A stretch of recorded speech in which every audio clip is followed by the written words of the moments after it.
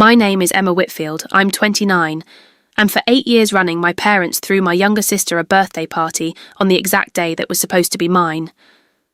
The cake had her name piped on top. My name didn't even make it onto the napkins. She was the miracle.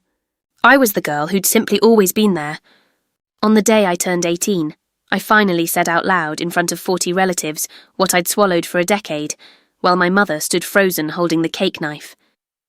But the parties were never the real wound.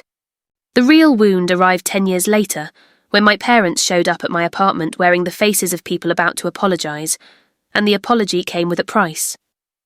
The price was my sister's future. We lived outside a small Ohio town in a 2-story house with a maple tree my father never got around to trimming. Before I turned 10, I would have told you we were an ordinary family. My mother ran a flower shop and taught Sunday school. My father fixed furnaces and said maybe 10 words a day.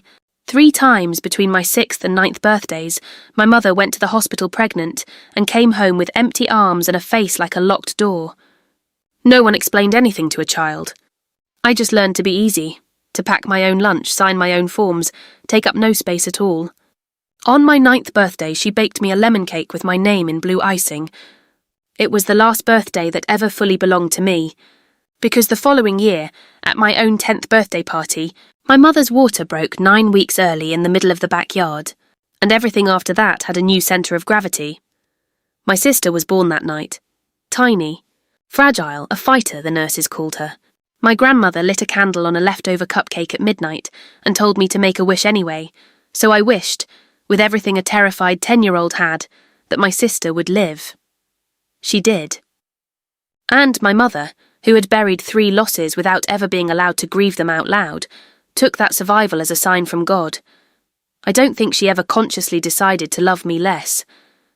I think she found a religion that let her stop drowning, and I simply wasn't written into its liturgy. My school photo came down off the living room wall. My sister's hospital bracelet went up in a frame, in that exact spot, and stayed there for the next 8 years. The pattern set in fast. On my 11th birthday I asked for a small thing, 3 friends, a lemon cake. I came downstairs to a yard full of pink balloons and a banner spelling my sister's name. It was technically her first birthday too, but nobody used that word technically out loud. My friends stood around holding gifts with my name on them, while 30 church guests cooed over a toddler in tulle. When I finally asked my mother why her party landed on my day, she looked genuinely wounded by the question and said the sentence that would run our house for a decade. "You've had 10 birthdays already." She almost never got one. I was 11, and I believed completely that I owed a debt, and the currency was every day that used to have my name on it. My father, meanwhile, lived about 6 feet from the grill at every gathering, tongs in hand, face arranged into pleasant fog. He wasn't cruel. He was something that costs a family almost as much, a man who saw everything and had done the math on what noticing would cost him.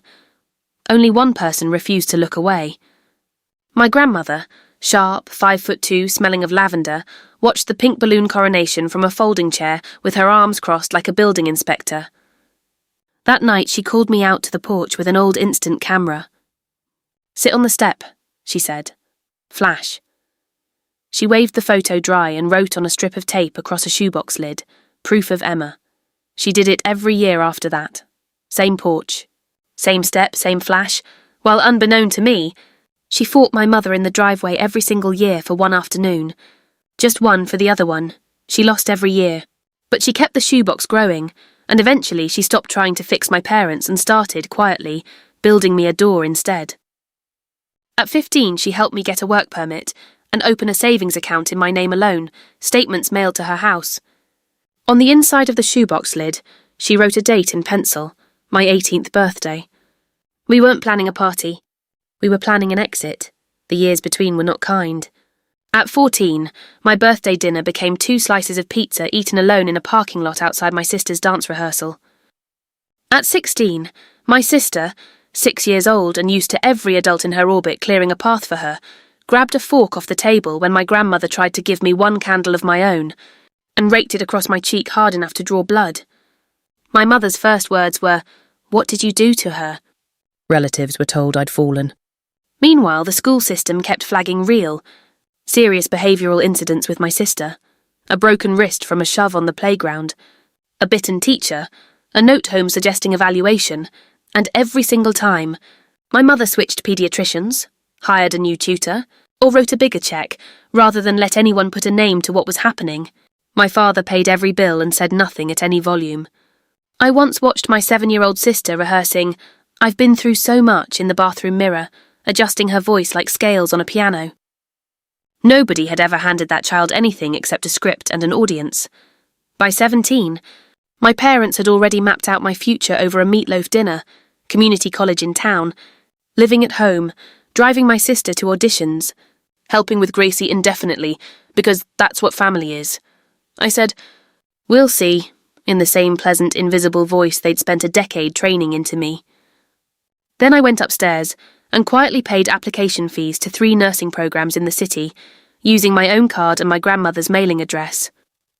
11 months later came my 18th birthday, and I, for the first time in years, an actual shared party, because my grandmother had negotiated hard for one afternoon. Both girls, both names. I let myself hope. Just a little.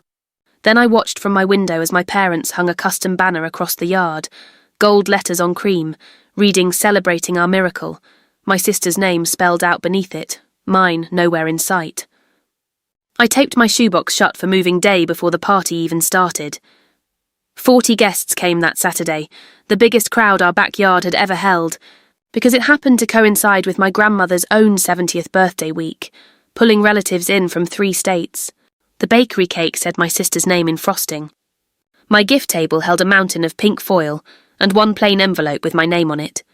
When my father stood to make his big announcement, it wasn't about me turning 18.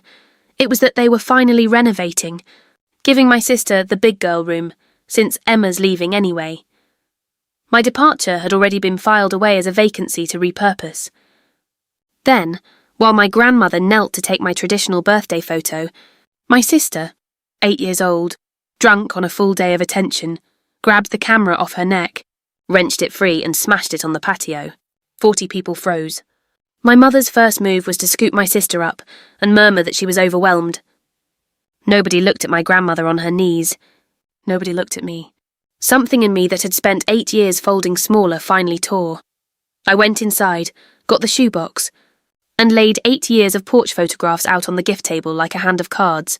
The missing cakes, the switched paediatrician, the fork, the scar, the framed bracelet where my school picture used to hang.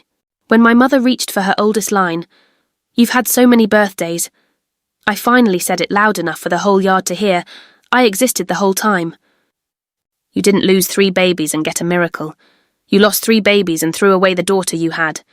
I picked up my photographs, left the cash envelope on the table, and packed a bag my grandmother helped me carry out the door.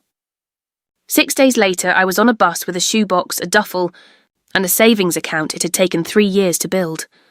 I built a real life after that. Nursing school, a found family, birthdays rebuilt from nothing, my name spelled correctly in blue icing every June, my sister's life, without anyone ever willing to say a hard word to her, kept escalating, cheer squad suspensions, a cracked windshield, and finally, at 15, a locker room assault serious enough to become a juvenile court case with a broken cheekbone attached to it. The judge ordered a full psychological evaluation, and for the first time ever, there was no paediatrician to switch and no cheque big enough to make it disappear. My parents drove up unannounced with a bakery box and, for one unguarded minute, gave me the apology I'd waited my whole life for, before pricing it, "Stay quiet in the interview. Tell the evaluator we were a normal family, and we can finally be a family again." Instead, I visited my sister myself, in a building with locked doors, and heard an 8-year-old's question fall out of a 15-year-old's mouth. Why did everyone stop coming to my birthdays? She had never once been told why the applause had dried up, because admitting that would have meant admitting somebody built the weather around her. I sat with my grandmother's oldest line one more time. A miracle shouldn't cost a child, and that's true about her too.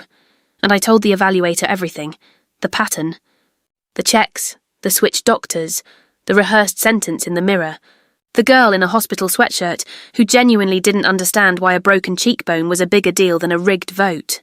I recommended full residential treatment and mandatory family counselling, for all of us, because all four of us were the case.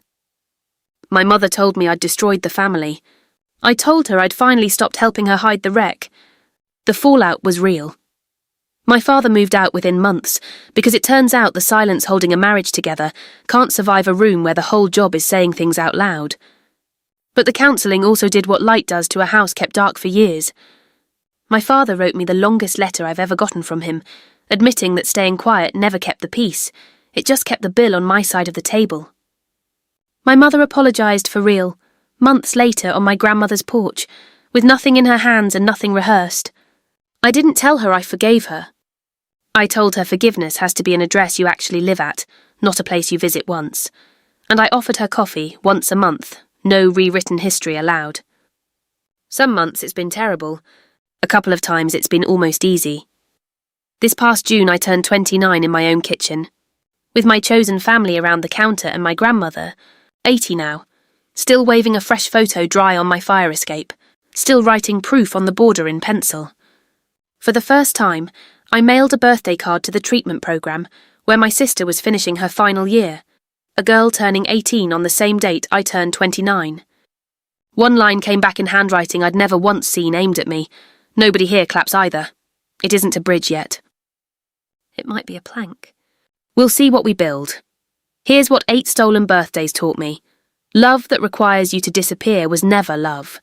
It was rent, and you don't owe rent on a life that already belongs to you. If someone you know has their candles blown out by everyone else's noise this year, check on them.